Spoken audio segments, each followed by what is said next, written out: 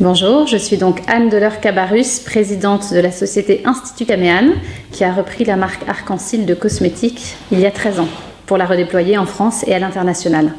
Ce que je retiens, c'est tout d'abord que j'étais assez choquée, en fait, entre ce à quoi je m'attendais et le résultat qui a été proposé, parce qu'en fait, il y avait beaucoup moins, on va dire, de résultats artistiques et beaucoup plus de réflexion et de recherche. Ma petite sœur ayant fait Camando, je me suis replongée dans toutes les années de maquettes, de recherche et de tergiversation pour arriver à une proposition en fait. Et donc je trouve que c'était un voyage très intéressant que vous nous avez proposé, qui était finalement extrêmement riche que juste une proposition esthétique.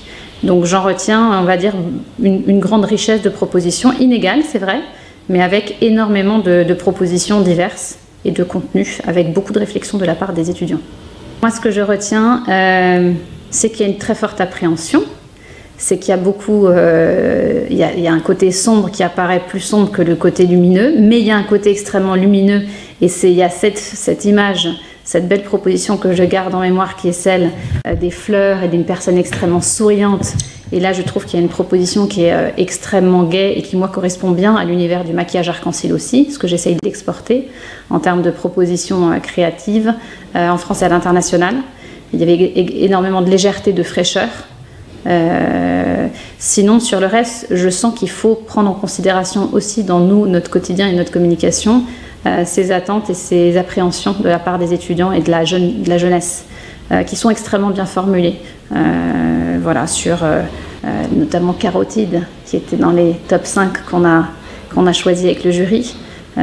Donc on voit qu'il faut s'inscrire dans ce quotidien qui est l'appréhension des jeunes pour pouvoir leur communiquer, alors éventuellement, moi en tant que marque cosmétique, un message de promesse et un message d'espoir en partant de ce constat. Donc moi ça m'a beaucoup enrichi de pouvoir avoir tant de retours finalement et de vécu de la part de ces étudiants.